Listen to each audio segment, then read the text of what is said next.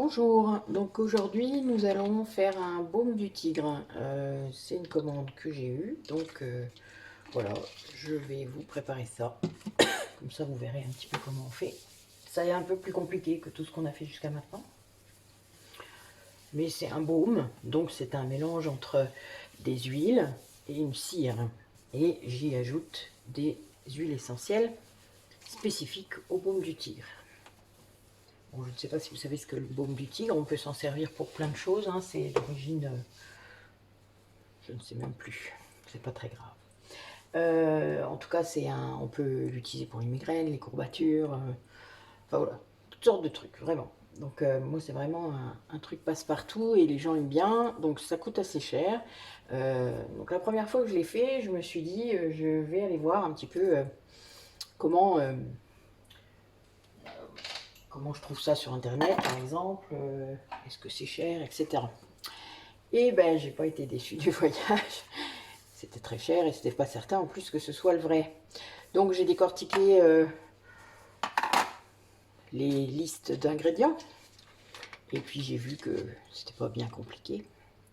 Donc voilà, donc j'ai essayé de reproduire et c'est tout à fait le même, en ayant fait mes recherches sur les huiles essentielles, etc. avec ma formation, et bien c'est tout à fait ça. Donc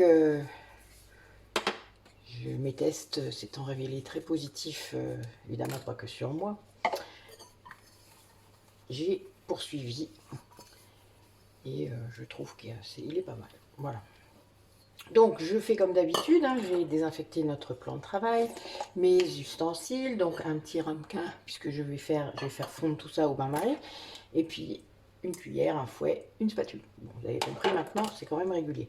Alors j'ai un contenant, puisque là, c'est pas un contenant que je récupère, mais ceux-là je les récupère quand je peux. Donc les gens me les ramènent, etc. quand ils sont pas abîmés. C'est des petits contenants qui sont pas très chers et que j'achète sur Aromazone parce que voilà, quand on fait des produits pour les gens, c'est quand même mieux que ce soit bien. Donc je désinfecte complètement, hein, l'intérieur, l'extérieur, voilà. Et je mettrai une étiquette ensuite sur le couvercle. J'ai désinfecté également ma balance, donc maintenant je vais pouvoir faire mon mélange et vous dire ce qu'il y a dedans. Donc,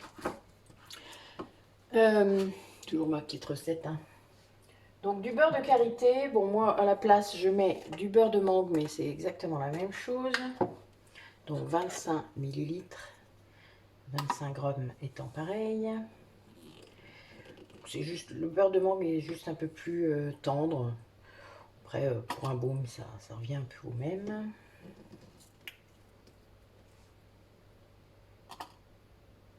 Il y a un petit peu de trop.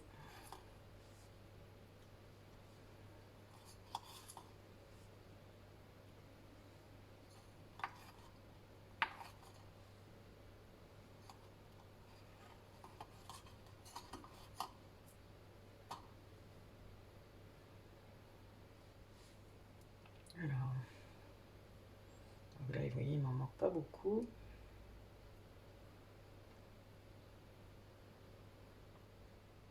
Voilà, c'est bon. J'ai mis 25.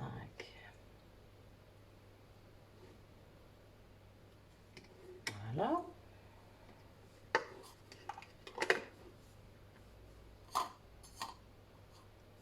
Ensuite,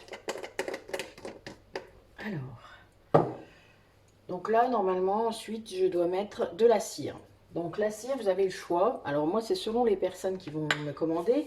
Pour moi, personnellement, par exemple, j'utilise de la cire d'abeille, mais j'ai également de la cire de soja pour les personnes qui seraient véganes, hein. Donc aujourd'hui, on va essayer avec la cire de soja pour voir un petit peu, parce que j'aime bien tester des choses différentes. Donc là, il en faut 15 millilitres, donc 15 grammes.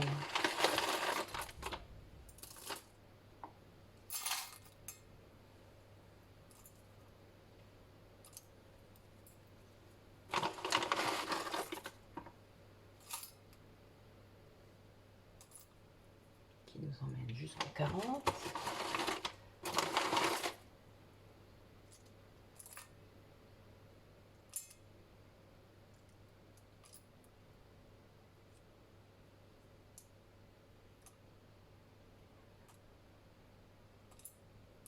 Voilà, 40 piles. J'avais voulu le faire exprès.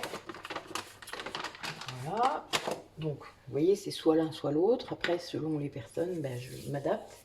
Ensuite, on met du macérat huileux d'arnica. Donc l'arnica, c'est fait avec le souci, mais le souci de montagne.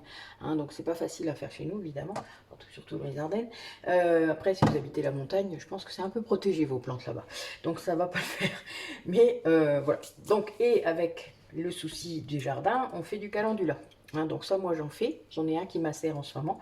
Donc j'ai hâte de pouvoir l'utiliser puisque c'est une première. Donc, alors, je ne suis pas sûre d'en avoir assez, mais c'est pas grave, je compenserai avec. En tout, je dois en mettre 50 grammes. Donc, je vais voir ce que j'ai avec mon arnica, parce que j'en ai presque plus, mais c'est pas très grave. Ça revient au même, en fait. Hein. L'arnica était très puissant, évidemment, mais le calendula aussi. Donc là, vous voyez, j'en ai que 12. Donc moi, vous voyez, ce contenant qui est vide, je le garde. Je vais le nettoyer à fond et je vais le garder pour faire d'autres choses. L'avantage, c'est qu'il n'est pas transparent, vous voyez, enfin il est transparent mais fumé, donc c'est très bien pour mettre les huiles ou les macérats que je fais. Donc jusqu'à 50.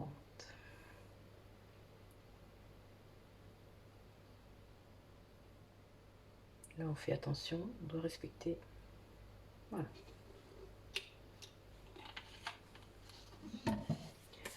Ensuite, on nous demande de mettre 3 grammes de cristaux de menthol. Donc, cristaux de menthol, c'est ce qui va faire l'effet froid et chaud. Vous savez, ça, quand vous mettez du baume du tigre, un baume du tigre, c'est comme un décontractant musculaire hein, en crème. Enfin, vous avez sûrement déjà mis ça avec un torticolis ou des choses comme ça, ou une contracture carrément. Ben, ça fait ça, vous voyez, il y a un effet chauffant. Eh bien, les cristaux de menthol servent à ça. Moi, j'en mets un peu dans mon dentifrice également, ce qui est très... ça fait... J'aime bien. Ça, c'est une préférence personnelle. Voilà. J'ai mis, vous voyez, ça représente vraiment pas beaucoup. Le paquet est entamé depuis très longtemps. C'est l'avantage de ça, c'est que c'est puissant. Ça coûte pas cher. Voilà. Ensuite, donc là, je vais pouvoir faire chauffer ça. On ne fait jamais chauffer les huiles essentielles. Donc, on les met après, quand le mélange est bien fondu. Donc, vous voyez, là, je vais me mettre sur mon... Alors, on le fait fondre, hein, vous voyez. Bon, le beurre, que ce soit de karité ou de mangue, c'est un peu long à fondre, hein, mais c'est pas grave. La cire d'abeille aussi, c'est assez long à fondre, donc faut prendre son temps. Ah oui, là, j'ai le nez au-dessus, je vous dis pas, les cristaux de menthol, on se croirait au-dessus de l'eucalyptus, vous voyez, quand vous faites une inhalation, ça fait carrément ça. Donc c'est déjà très... Et pourtant, j'en ai mis vraiment 3 grammes, hein, donc à peine sur 100 grammes, ça fait pas beaucoup. Hein. Et donc voilà, donc c'est vraiment puissant. Vous voyez, ça fond bien quand même. Hein. Voilà, je ne sais pas si vous voyez bien avec la lumière. Voilà. Donc on laisse fondre. Et quand c'est fondu, je vais mettre les huiles essentielles, donc je vous reprends après.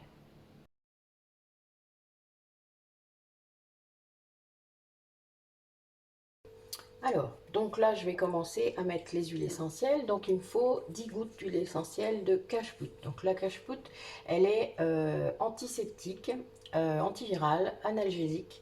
Elle est très bonne pour les affections respiratoires, elle atténue les douleurs dues au zona et à l'herpès, puisqu'elle est antivirale. Donc, c'est très, elle est très bonne, très efficace. Donc, 10 gouttes.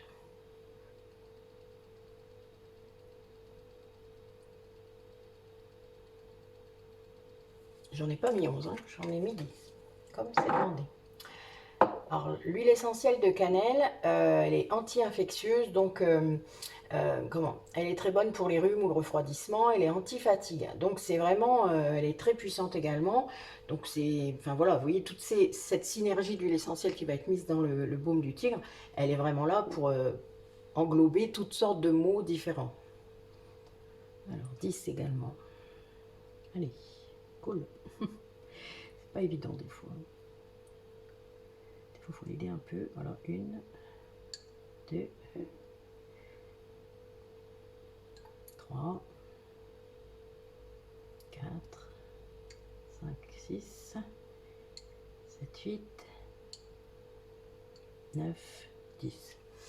Donc on fait attention parce qu'en fait avec ça commence à prendre, hein, donc il faut quand même pas trop perdre trop de temps. Donc ensuite on met de l'huile essentielle de Golteri odorante. Donc elle est bonne pour les douleurs inflammatoires. Tout ce qui va être musculaire, articulaire, rhumatismal, etc. Donc celle-là est très connue pour ça, hein, donc c'est pour les torticolis, tout ça, vous voyez, c'est magnifique. Donc également 10 gouttes. 1, 2, 3, 4, 5, 6, 7, 8, 9, 10. Donc moi au bout d'un moment je touille quand même. Voilà, ça se fait. De m'assurer que c'est pas pris complètement. Ensuite, la clou de girofle. Donc, l'huile essentielle de clou de girofle, elle est anesthésiante. Donc, vous en avez sans doute déjà entendu parler. Nos grands-mères mettaient des clous de girofle dans leurs dents, hein, pour les douleurs dentaires. Ça marche très bien. D'ailleurs, j'ai une très bonne synergie pour ça, pour les caries et tout ça, en attendant d'aller chez le dentiste. C'est un anti-fatigue et également, comment il soulage beaucoup, enfin, il soulage bien les névralgies, donc les gens qui ont des migraines mais qui viennent de douleurs nerveuses en quelque sorte, enfin, c'est très bien. Donc également 10 gouttes.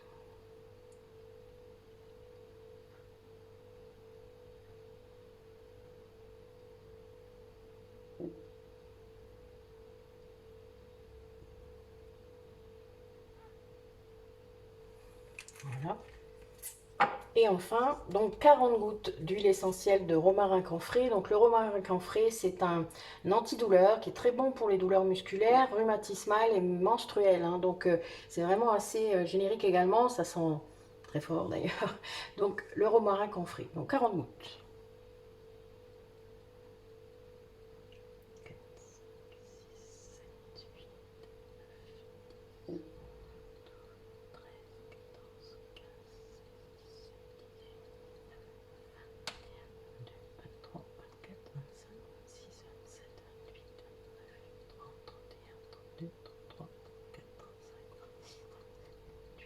9, 40. Il y a peut-être eu 41 là. Pas grave. Alors, donc le baume du tigre que je suis en train de préparer, mais je pense que ceux que vous trouverez dans le commerce, c'est exactement pareil, sont interdits au moins de 7 ans. Hein. La plupart d'ailleurs des huiles essentielles sont pas bonnes du tout pour les moins de 6 ans. Il faut toujours vérifier avant de les utiliser. Vous ne devez jamais vous lancer sans savoir. Donc, bon, il y a plein d'endroits où vous pouvez trouver des infos, c'est pas le souci, mais bon, faites bien attention, et surtout quand elles se mélangent ensuite, il y a des interactions, c'est comme pour les médicaments, hein, c'est exactement la même chose, faut vraiment être très prudent. Donc, je remplis, moi j'aime bien savoir combien il y a dans mon petit pot, donc généralement c'est 100 grammes, donc là, je vais voir si je les ai. Oh, on y est presque, mais on va récurer. La petite Maryse est là pour ça. Bon, 98, 90, ça va aller. Je pense qu'on est pas mal. Voilà.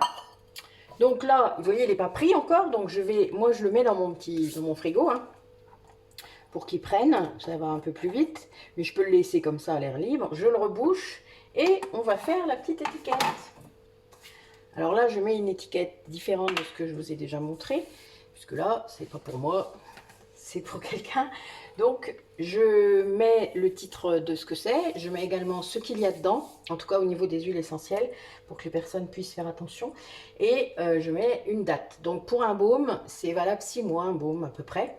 Ça peut être valable beaucoup plus longtemps. C'est à vous de juger la texture, l'odeur, etc.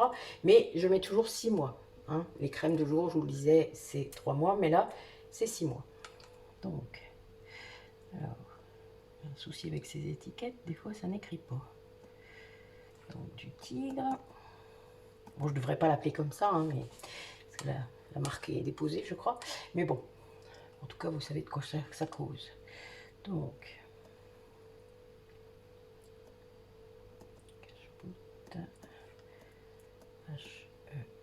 Golteri. Donc c'est la Golteri couchée, hein, c'est comme ça qu'elle s'appelle. C'est un nom à coucher dehors, c'est le cas de le dire. Mais bon. Comme ça, vous pourrez chercher après si vous voulez. Ensuite, la clou de girofle.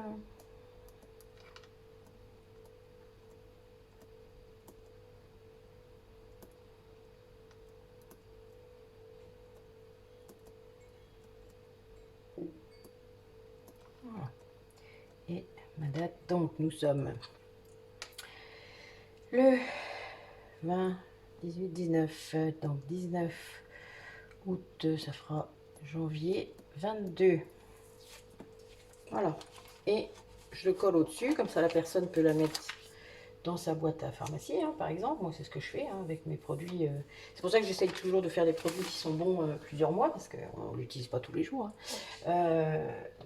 Voilà, donc moi je vais le mettre dans mon frigo pour que ça finisse de prendre. Je vous montrerai peut-être après, tout à l'heure. Ouais, je vais faire ça. Je vous ferai un petit bout juste pour ça. Et puis, écoutez, je vous dis à bientôt. Au revoir. Donc je vous avais dit que je vous montrerai le baume du tigre quand il serait pris, qu'il aurait passé un certain temps dans le frigo. Donc je le fais tout de suite.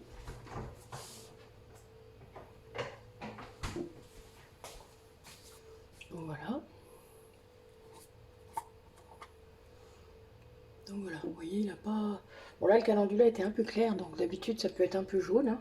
Hein. Donc voilà, vous voyez, on est... Oh, il sent très fort. Vous n'avez pas l'odeur, mais voilà, c'est vraiment caractéristique. Donc voilà, donc moi il est prêt. J'aurais plus qu'à le donner à la personne qui me l'a commandé, et voilà. Mais écoutez, bonne journée à vous, et puis à bientôt.